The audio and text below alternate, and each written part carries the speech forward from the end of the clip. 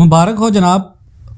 पाकिस्तान की हुकूमत की कोशिशें बढ़ आईं और मालियाती प्रोग्राम के ख़ात्मे के ऐन आखिरी दिन पाकिस्तान बिलाखिर IMF से $3 अरब कर्ज का स्टैंड बाई इमिग्रेंट असूली तौर पर करने में कामयाब हो गया। वैसे तो पाकिस्तान ने पिछले 70 वर्ष में 30वीं बार IMF का सहारा लिया है, मगर इस बार जारी प्रोग्राम की 9वीं किस्त हासिल करने के लिए पिछले 8 माह में जितने पापड़ बेले गए, जितनी डंड बैठ के निकाली गई, कान पकड़े गए, कस्में खाई गई, तड़ियाँ लगा के फ़ौरन नाक से लकीरें निकाली गई, ऐसा कष्ट पहले कभी उठाना नहीं पड़ा। इससे आधी कोशिशों में तो महबूब आपके कदमों में गिर जाता है, इससे चौथाई खुशामद में तो पत्थर भी पिघल के मोम हो जाता है। इतनी भाग दौड़ किसी बंजर खेत में की जाए तो सब्जियां बालियां निकल आती हैं। इतनी बार एड़ियां घुसने से तो ज़मीन से चश्मा फूट पड़ता है, मगर IMF ने एन आखिरी चंद घंटे तक कर्ज के इग्नोर मुअल्लिक रखे और जब देखा कि अब गशी तारी होने लगी है तो गच्छे में से चंद अंगूर इक्तिसादी हलक तर्क करने के लिए थमा दिए गए। ये इतना बड़ा इम्तिहान था कि इसके नतीजे का ऐलान करने के लिए वज़ीर आज़म साहब को बज़ाते खुद वज़ीर ख़जाना को पहलू में बिठाकर प्रेस कॉन्फ्रेंस करना पड़ी। बहरहाल जो भी हुआ, आखिर में इसका फल पाकिस्तान की मौजूदा हुकूमत के हाथ में आ गया। और शुक्रिया अरकान पार्लियामेंट का, जिन्होंने कौमी बजट की मंजूरी के महज 2 हफ्ते बाद 215 अरब रुपए के नए टैक्स आयद करने और 50 अरब रुपए के मुख्तलिफ शोबों में कटौतियों के मालियाती मुतालबात बिना किसी बहस महज एक दिन में मंजूर कर लिए, ताकि उनके सरकारी जो हज हैं उनकी फ़्लाइट लेट ना हो जाए। और शुक्रिया army chief general Asim Munir का, जिन्होंने मुत्तहिदा अरब अमारात और सऊदी अरब पर अपना जादू चलाया और पाकिस्तानी ख़जाने के लेजर रजिस्टर में कम से कम $3 अरब इस वादे पर डलवाए कि इस अमानत को बस हम दूर से देखेंगे, खर्च नहीं करेंगे। यही काम उनसे पहले जनरल बाजवा ने करके मुल्क को डिफ़ॉल्ट से बचाने में अहम किरदार अदा किया था। लेकिन लगता है कि फ़ौजी क़यादत ने ये अमरे मजबूरी मुल्क की जगराफियाई और नज़रियाती सरहदों की हिफाजत के साथ साथ मुआशी सरहदों के तहफ़्फ़ुज़ का भी बेड़ा उठा लिया है।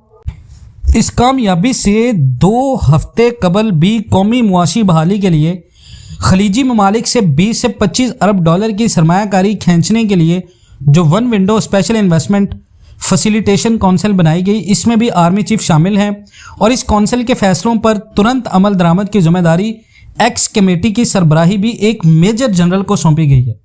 और मज़ीद शुक्रिया चीन का, जिसने गुज़िश्ता 3 माह के दौरान $5 अरब की वाजिबुल अदा इकसाद बार बार रोल ओवर करके पाकिस्तानी ख़जाने को इस वज़ादार नवाब की तरह बरकरार रखा, जिसके कुर्ते की एक जेब में चने और दूसरी जेब में किशमिश होती है।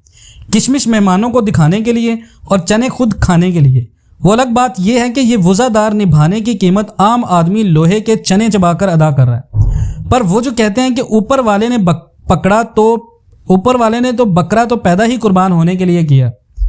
अब देखें जी, और मज़ीद शुक्रिया वज़ीर ख़ारजा बिलावल भुट्टो ज़रदारी का, कि जिन्होंने IMF से ये किस्त उगलवाने के लिए अमरीकी हुकाम का दिल नरम करने की भरपूर कोशिशें की हैं, क्योंकि IMF में सबसे ज़्यादा शेयर अमरीका बहादुर के भी हैं। और बहुत ही शुक्रिया IMF की MD क्रिस्टालिना जार्जोवा का, जिन्होंने हमारे वज़ीर आज़म की यकीन दहानियों को एक बार फिर अहमियत देकर शफ़क़त और हमदर्दी दिखाई। और शुक्रिया साबिक डिफ़ॉल्टर श्रीलंका के सदर का, जिन्होंने पेरिस के इजलास में पाकिस्तान की वकालत करके दोस्ती का हक अदा कर दिया। और सबसे ज़्यादा शुक्रिया वज़ीर ख़जाना इसहाक डार का, कि जिनकी तमाम तर कोशिशों के बावजूद IMF से $3 अरब एन आखिरी लम्हात में दांतों से पकड़ने में पाकिस्तान कामयाब हो ही गया। पाकिस्तान इस्टेब्लिशमेंट की एक खूबी ये भी है कि वो बुरे से बुरे हालात में भी मायूस नहीं होती। तबीर भले निचली सतह तक तकसीम ना हो, मगर आम आदमी को ख्वाब तकसीम करने में इस्टेब्लिशमेंट और उसके सियासतदान कभी भी कंजूसी से काम नहीं लेते।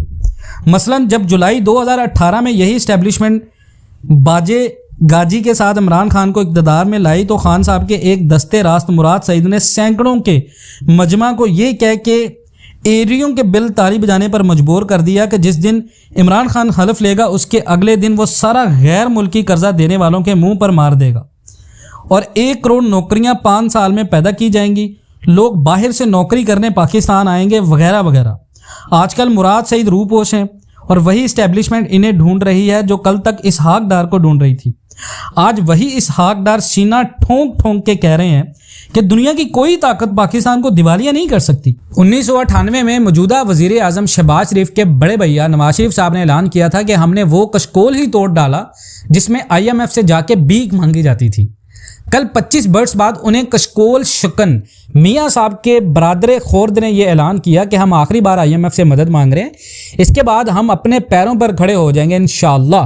سیانے لوگ کشکول پھینکتے نہیں ہیں، بس توڑ دیتے ہیں تاکہ وہ دوبارہ جوڑ سکے۔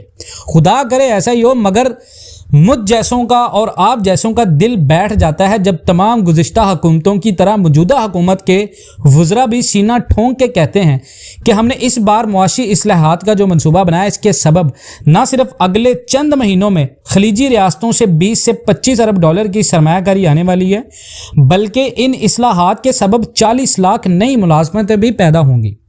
اگلے 5 سے 7 برس میں پاکستان میں 112 ارب ڈالر کی سرمایہ کاری آئے گی اور پاکستان 2034 تک ٹریلین ڈالر معیشت بن جائے گا اور آبادی بھی تب تک 24 کروڑ سے بڑھ کر 34 کروڑ ہو جائے گی۔ معیشت کیسے بڑھے گی اور آبادی کیسے گھٹے گی، ایسے سوال آج کے دن کوئی ملک دشمن ہی پوچھ سکتا ہے۔ یہ اس حکومت کے دعوے ہیں جس کے بارے میں کہا جا رہا ہے کہ اگلے ماہ اس کی جگہ نئی نگران حکومت آ جائے گی تاکہ اکتوبر نومبر میں عام انتخابات ہو سکیں۔ کفن منشی پریم چند کے شاہکار افسانوں میں شمار ہوتا ہے اور اس افسانے کے 2 اہم کردار ہیں، باپ کھیسو اور بیٹا مادو۔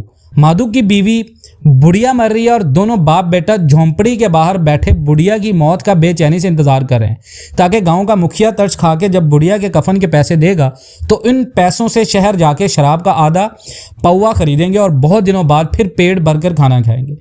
اس دوران کوئی نہ کوئی ترس کھا کے بڑھیا کو دوسرا کفن دے ہی دے گا۔ یہ ہے پاکستان کی موجودہ حکومت اور سابقہ حکومتوں کی کہانی اور IMF کے درمیان ان کے رشتے کی کہانی۔ تو آپ اس کے بارے میں کیا رائے رکھتے ہیں کامنٹ سیکشن میں ضرور بتائیے گا۔ انشاءاللہ ملتے ہیں نیکسٹ ویڈیوز میں، تب تک کے لیے اللہ حافظ۔